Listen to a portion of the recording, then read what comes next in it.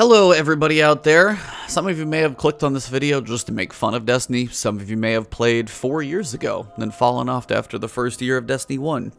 Some of you may have given up on Destiny 2 after the Curse of Osiris expansion, some after the Season of the Drifter, and then some are veteran players and some may have never played this before. But it really doesn't matter if you have played this game before, if you've been a veteran. The nice thing about what is about to happen on October 1st in Destiny is the fact that it's going to be the best time to jump into this game that it has ever been. Couple reasons. One, cross-save. That is probably one of the coolest things for Destiny 2. Now, some people say, hey, cross-play is out there. Currently, with their architecture, cross-play may be difficult, but cross-save alone is huge. I can play on my PC, which is going to be on Steam. Everybody's typically a little more of a fan of that platform. Log out of Steam, walk upstairs to my PlayStation, boot that up, and play the exact same characters with the exact same gear right there on my TV. So cross-save between Xbox, PlayStation, PC on Steam, and then Stadia coming in the, I think November. You're going to be able to play wherever you want with your friends. If you have friends on Xbox, you can log in over there if you've got an Xbox. If you've got a PC that runs, it's going to make this game run really well, you can log in on there, enjoy all the glory of high frame rates, big field of views, high resolutions. Depends on the power of your rig. But the nice thing about Destiny is it is extremely well optimized. So if you have an older computer or a brand new high monster computer, both of them are going to run the game smoothly. Yeah, they're probably going to run at different resolutions, but this game is really, really well optimized. Bungie, I think, prided themselves in making sure the PC version of Destiny 2 is one of the best things that they could put out, and it's been amazing since then. You can even play on PC on controller. There's plenty of people who do, so even if you're not so sure about mouse and keyboard, you're usually an Xbox player, but maybe you're like, hey, I could play on PC just to see how it is, and just plug your controller in, and you're good to go. So I know a lot of people who use the Xbox Elite controller, Xbox controllers, PlayStation controllers, scuffs. If it works with your computer, you're going to be able to play Destiny 2. So cross-save is one of the biggest pieces that is in this game already, but is going to be great for the launch of the fall. Second thing that is coming to Destiny 2 is going to be New Light. Now, New Light is going to be the free version of Destiny 2 that anybody can play on all of those platforms. If you have access to that platform, you're going to be able to play a large chunk of Destiny 2 for $0. So even if you played Destiny 1, you're like, you know what? I played the first year, kind of fell off from the story, didn't get into Taken King or Rise of Iron, don't even know what I'm talking about when I say those things. But I've heard Destiny's gone through its ups and downs. People have been somewhat hyped about it lately. What is going on Destiny? You can download it and play it 100% for free. And you get a lot of content with Destiny 2 New Light. So, couple things that are going to make starting out now better than ever. One, as I said, it's free.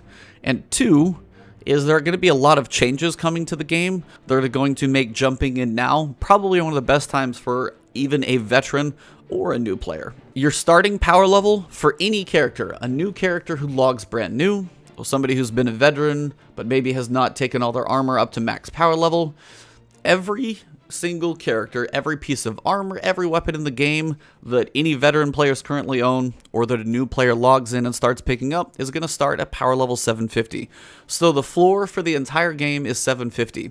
So you don't have to go play 20 hours of campaigns and go do all these other things and work on getting gear to level up. Now is the best time to come in and start because every item, everything in the game is going to be 750. So that's one. Two, the armor system is going to be changing up completely. So any armor that I may have had over the past 2 years of Destiny is actually going to be kind of phased out. I can use it still when I log back in for Shadowkeep on October 1st, but eventually I'm going to change over to a new system of armor. It's going to function differently. The mods that you're going to be picking up are going to be kind of the way you have your perks. So in Destiny 2, you'll pick up a helmet here. It's got a few different perks on it. It's got a couple slots down here, mostly for cosmetics and mods. Armor 2.0, as they're calling it, is going to work differently. You're going to have sockets down here that you're going to be able to basically put mods into that are going to give you similar perks. You might have this one that's called Remote Connection, gains super energy from sniper rifle kills. You might have one that's Grenade Launcher Reserves. But the idea is currently we have mods that are single use. And all the mods going into Destiny 2 are going to be reusable. So once you unlock that mod, you're able to use it over and over and over. It just takes a small amount of glimmer. It's like 100 glimmer to actually, and that's just like the currency, basically, to slot that in. So you can interchange mods all the time. If you get a new weapon that you're really liking and you get a mod that goes with it, switch it over on that piece of armor and you're good to go. So it doesn't matter what armor I've been holding on to. Doesn't matter what armor you've never had if you've never played. Everybody is eventually going to be switching over to Armor 2.0 across all their characters. The speed at which some people switch may be quicker than others, depending on, you know, if you have a really optimal loadout, a whole bunch of currencies, maybe you'll hold on to stuff a little bit longer. But everyone is eventually going to want to switch to Armor 2.0, so anything that I've got, all these pieces right here, eventually will be broken down, because I want to take advantage of the new abilities of the armor. 1, interchangeable mods that I can switch out for a very small cost. 2, they have new stats that are going to be coming with them. So currently we have recovery, resilience, and mobility. They're also going to be bringing back Destiny 1 stats, intellect, discipline, and strength, which are going to be dealing with your supers, grenades, and your melees. So you're going to have 6 different stats. Armor is going to have stats on it now. And for the new armor, if you if you upgrade that armor completely, it's going to add +2 to every stat on that piece of armor. Doesn't matter the role, it's going to add +2 on top. The final thing is we're going to be getting a new piece of gear for our character's loadout. It's going to be our artifact. Now, the artifact is going to have specific mods for the season. It's going to allow you to increase your power level over the gear cap. It's going to allow you to have very specific abilities that you put into your character's armor that are going to give you new finishing moves, which are brand new to the game coming in. Basically, when the enemy has low health, you can do a cool acrobatic move, and then you can get some benefit from doing it, either health, dropping ammo bricks, couple different varieties from that one. And any of the mods that you're picking up as you play in Destiny 2 Shadowkeep from October 1st onward, only the new armor is going to be able to use those. So this chest piece right here, I'm not going to be able to use any of the new mods that are out there. So honestly, it's a clean slate for a lot of people in the armor department. Now, I will be honest. The weapons that I have currently, I will be able to carry those forward. But there are many changes coming to the sandbox of Destiny 2. Some weapons are going to be changing for the better. Some weapons are going to be kind of being brought back in line. There's going to be a lot of new weapons coming into the game. And of course, there's always plenty to earn. So yes, old players and veteran players of Destiny 2 are going to have an arsenal of weapons that they've already acquired. But in the grand scheme of things, if it's just 3 slots on your character that you're able to bring forward, you've got 5 armor slots that are going to be brand new for everybody. Everyone is going to be starting with the new artifact, and everybody starts at 750 power level. That is one of the best times to jump in, because you're really not that far behind, because you're going to be picking up weapons as you level up your new character. There's different power level caps that you're going to get to as you level up your character. So playing through the game, they've also improved the leveling system. So as you play from about 750 to 900, most drops of gear are going to be beneficial in increasing your power level. But also when we get to kind of the soft cap, where not everything is going to be an increase in power level, certain milestones and certain activities that have these powerful gear drops, they're going to be set up a little differently, but those powerful gear drops are going to slowly increase your light level above 900. But the nice thing is they've changed. Normally, if it wasn't one of those powerful gear drops, and say I was about 920, and that soft cap is about 900, I could get some of those basic drops from other activities. Maybe it's just a generic drop, it's a blue, it's not a really rare item, and I would get it 15, 20 levels below my current level. So it's really not going to be beneficial, it's not likely to fill a spot. That is changing in Shadowkeep as well, because any other item that drops is going to be maybe 1 to 3 power levels below what your currently highest equipable power is. So if my character level can be 920, all of my items are like 920, 920, 919, and I've got 1 pair of boots down here, and this thing, I just cannot get a pair of boots to drop, and it's like 905. Previously, as you've been playing Destiny 2, you would be looking at probably still not getting much benefit. If you got a pair of boots to drop, they still might not even be 905, they might be 903, 902. But now, with the assistance and leveling that they're going to give, any pair of boots that drop, even if it's a blue rare, if it's a legendary, anything that drops is going to take my light level and still help it. So if I was 905 and my current character level was 920 from everything else that I've got equipped, if I actually pick up a pair of boots, the lowest it would likely be is about 917. So even just a generic drop would still help me level up, and that's going to smooth out the leveling for everyone. So they're adding a lot of quality of life improvements in there. They're taking the director, and they're going to add a couple more things on top. We're going to have seasonal activities that you can play. And even if you play for free, you're still going to be able to participate in some of the season kind of battle pass that they've got going on. That's going to be a new thing as you just play the game, whether it's strikes, crucible matches, gambit, running around on planets. You're still going to make progress on your season pass. And those seasonal ranks, as you unlock those, you'll get rewards as well. So just by playing the game, they're giving you things. There are extra things that you can unlock by actually being an owner of the current season pass. But even for a free player, there's a lot of things you can earn. Now, some of you guys maybe wonder, hey, that all sounds cool. What do I get to play when I jump in? Well, these are what you're going to be able to cover. You've got the Red War campaign, which was the initial campaign with Destiny 2, fighting Gaul and the invasion of his Cabal army. You've got the Curse of Osiris campaign, which introduced the planet Mercury. We got to meet Osiris. It was a short campaign, but still, and this is one that not everybody's a fan of, but again, it's a free campaign, still some cool cinematics and set pieces to it. You've got the Mars campaign, where we meet Anna Bray, and there's definitely Rasputin involved here, a cool war mind, and definitely some cool hive elements there. And then when it comes to strikes, which are basically not what I would call dungeons, but they're activities where you'll play through them. There's sections of enemies, there's mini bosses throughout, and there's usually a boss in the end. You can play all year one strikes that are available. So all you got to do is jump in here. If you play in the Vanguard playlist, you'll be playing in strikes. You'll even have access to Nightfall strikes, which will be the hardest strike setup activity in the game. Multiple difficulties, and you're still going to be able to get to max power level. Even if you don't buy the game, you start at 750, you grind out, you play your powerful gear drops, you're playing a lot, you're playing the Nightfalls as well, getting some exclusive drops in there. You're still going to be able to get to max power level and play some of the most challenging content on those year one strikes. Now, there's a couple other things. Crucible, you're going to be able to play in Crucible with every single Crucible weapon, Crucible gear that drops. Every map and every seasonal update that comes to Crucible is also going to be accessible to you. They're changing up the playlist a little bit, a little more control in where you play. The competitive PvP is also going to have some solo playlists as well as team playlists. You're still going to have your solo activities. You're going to have a couple different modifiers. Private matches are going to be in there as well. All Crucible maps are available to everyone. There are no longer exclusives, which is absolutely great. So you'll be able to play on a ton of different maps in PvP. I think there's at least 15 of them, if not more. So you'll get quite a bit of variety. Also, you get to play on Gambit, which, if you haven't been around since Forsaken or beyond, is a new hybrid mode that they have created. Basically, you have an instance where there are 2 arenas, 4 players on each side, and your goal is to kill enemies. They drop motes. They're basically little white pyramids. If you bank enough motes into the central bank, you're able to summon a boss, and then your goal is to kill the boss. But there's a bit of a tug of war to the match. As you bank a certain number of those motes, you'll send a blocker over to the other side, which will close their bank. They have to kill that blocker, so it'll slow them down.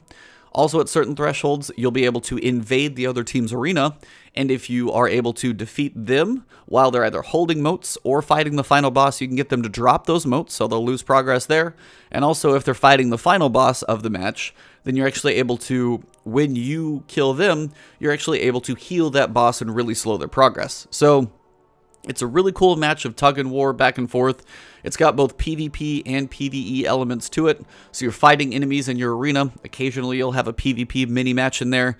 And the person who invades does have an overshield, but it's 4v1. So they're going to have a little bit of an advantage. But if you team up and communicate, it can actually be a ton of fun. You're also going to have a new tweak on Gambit, which is what they call Gambit Prime. It's got a little different modifications to it. It's 1 round instead of best of 3. And also on top of that, you've got certain armor sets that are going to be beneficial in here that you can earn in the activity Reckoning, which is also going to be for free. And this was part of the annual pass of Forsaken, and they're just giving this to you for free. So Gambit Normal is in there, but you've got Gambit Prime, kind of a different version of Gambit, and Reckoning, which is kind of a PvE, kind of wave-based activity-ish. You've got 3 different sections as you go through and 3 different tiers you'll unlock, and armor sets that will help out in Gambit Prime. All of this is still free. Private Gambit matches are going to be available as well. So you've got basically all Year 1 strikes. You've got all Vanguard weapons and gear. You've got Gambit weapons and gear and matches, and all the maps that are included in there. You've got every Crucible map, every playlist in there available to you. So all of those activities are completely available. You're going to be able to go to every planet you see here, including the Moon, Tangled Shore, and Dreaming City. Now the Moon, to be able to do some of the final in-game activities on the Moon, like the raid, the dungeons, and a couple other things, you will need to own the new Shadowkeep expansion. When it comes to the Dreaming City and the Tangled Shore, which is part of the Forsaken expansion, to be able to do in-game things like raids, exotic quests, and the dungeon on these planets, you will need to own the Forsaken content, and the Forsaken content actually also comes with extra abilities. So yes, there are some things that you will still be able to buy on top of the free content, but you're actually still able to play a ton. Every planet you see here, whether you own the expansion or not, so Dreaming City is like the end game place for the Forsaken campaign, but even if you play the game for free, you're still going to be able to go land on the planet, drive around, shoot enemies, do patrols, explore the space, and then if you decide you like it, and you want to jump into the game and really get into the mix on the dungeon, get involved in the raids, get some of the exotic quests, you're able to just basically unlock that for, I don't know the purchase price yet, but still, it's really not even that expensive right now. I can't imagine it's going to be that much later on either. But you can still even go land on the Moon, even if you've paid $0. Destiny 2 Shadowkeep isn't even out yet, launches on October 1st, so if you jump in, you're able to go land on the Moon, check out the changes to the Moon if you were a Destiny 1 player but haven't played since, the new area that you're going to be able to explore, the new enemies you're going to fight, the changes to the Moon, the new keep that is on there. There's a lot to offer on the Moon, and you can go explore it, check out bounties, shoot enemies. You're not going to be able to go probably do a final in-game activity like the in-game raid for Shadowkeep, but you're definitely going to be able to see the destinations, which is really, really cool. Every other planet's available too. European Dead Zone, Titan, Io and Nessus, the originals, Mercury and Mars, the expansion planets, Tangled Shore and Dreaming City that came with Forsaken, and the Moon. Every single planet is available to you. A couple other things that are going to be available as well. With one of the annual pass pieces during Forsaken, they introduced things called Forges. So they're kind of a wave-based horde activity. You're working on firing up a forge, and these are going to be completely accessible to you. The vendor who is involved with the forges, all 4 of them, are going to be available, and nice quality of life for all of you. You're actually going to be able to launch the forges from basically right here in your director and go straight into them, which will be a nice quality of life. Can't do that right now, but you won't know any different, so you'll be able to load right into those. The final piece of in this last season, they introduced something called the Menagerie. It is a 6-person activity. It is match-made. It is cooperative, so it's a PvE activity. And you're going to have some really cool activities that you can do in there. There's really not a fail state to it. You're basically just trying to finish different activities. There's about 6 different ones you can have. And if you're really efficient at finishing that activity completely within the time allotted, you can do 2 activities and then go face the boss. If your group is a little slower or just struggling on certain points and you make partial progress, maybe you'll do 4 of the activities, and then when you complete those 4, you'll have made enough progress to again go fight the boss of the week. There are modifiers on those activities, and you're able to still engage in this activity with really cool mechanics. It's a lot of fun. It's cooperative. It's match-made. It's really not overly crazy complicated mechanics. There's a little bit in there to give you guys some stuff to do, but overall, that one's not going to be too crazy, but there's even a heroic version, which is definitely much more difficult modifiers, and will change things up as well if you want more of a challenge. The final thing you've got is going to be raids. If you've never raided in Destiny or Destiny 2, honestly, as a first-person shooter, and this is coming from somebody who played World of Warcraft with giant 40-person raids, 10-person raids on PC, working out the mechanics, raids in Destiny are very unique. They're still one of the coolest pieces of activities that you'll probably ever find in a shooter, because the teamwork that's involved, the communication, the mechanics that you have to do, the set pieces you're involved in are all really, really cool and unique, and the experiences of a raid and finishing one is probably one of the more fun video game experiences I've probably ever had, and I've played a lot of video games. So the nice thing is you're going to have access to all year 1 raids. The initial Leviathan raid, you're going to have the Eater of Worlds, which is kind of a sub raid. And you're also going to have the Leviathan, the Spire of Stars. They're all on this giant ship. That's going to be another sub raid as well. So not full scale length as Leviathan. They will be a little bit shorter, but you have 3 different 6-player in-game activities that you're going to be able to play through as well. So I don't know if I can sell this to you any more than I already have, but if you have been curious about Destiny, you can come in for free. Everyone starts at the same power level. We all are going to experience artifacts for the first time. We're all going to experience armor 2.0 for the first time. Yes, I might be able to carry some weapons forward, but we're going to be earning new weapons as it is, and they may be better than the old ones I've got. Maybe, maybe not, we don't know, but there's definitely plenty of things to earn. You're going to be able to play every Crucible map, every Crucible mode, Gambit, all the modes that come with that, and Gambit Prime and Reckoning. You're going to be able to play all the Year 1 strikes, all the Year 1 Nightfalls. You're going to be able to go through old story missions. You're going to be able to go through all 3 campaigns, the Red War, Curse of Osiris, and Warmind. You're going to be able to play the Menagerie in all 4 of the Forges. And you're still going to be able to participate in all the in-game events, Iron Banner, Festival of the Lost, and seasonal activities that kind of come up every so often. You're going to be able to go to every planet, and you're still going to have access to all the legendary gear that you're able to get during all of those activities, and any Year 1 exotic. That is a lot of stuff for free. And the other option is, if you like it enough, you can buy Shadowkeep, you can get Forsaken and add on top of your experience and make it even bigger and broader and experience the newest content of Shadowkeep and the seasonal pass and everything that they have going forward. So I wanted to put this video out there because the changes coming with Destiny 2 Shadowkeep are going to be some of the biggest changes we've ever seen in this game. They're going to level the playing field in many ways for every player because we're all going to be starting to work on armor for the first time and artifacts, which are brand new. Every player is going to start at 750, and it's just one of the best times to jump into this game, which is probably at one of the best states it's ever been. I want to tip my hat to Bungie. They're an independent studio now. They've left Activision. There's no more exclusivity of strikes or weapons or Crucible maps or anything of that nature. Everything is for everybody. It is a shared world. You can play with cross-save on any platform where your friends are at. You can basically switch up and play where you want to, when you want to. And if you want to jump in a little bit more than the free option, you've got a lot more to add on top.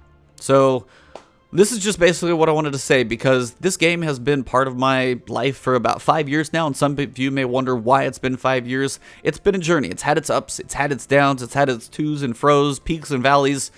But I honestly think coming into Shadowkeep, we're looking at one of the best states this game has ever been in. So if you haven't played in a while, if you've never played, maybe you got burned by one of the expansions, maybe it's been 4 years or 3 months since you've played.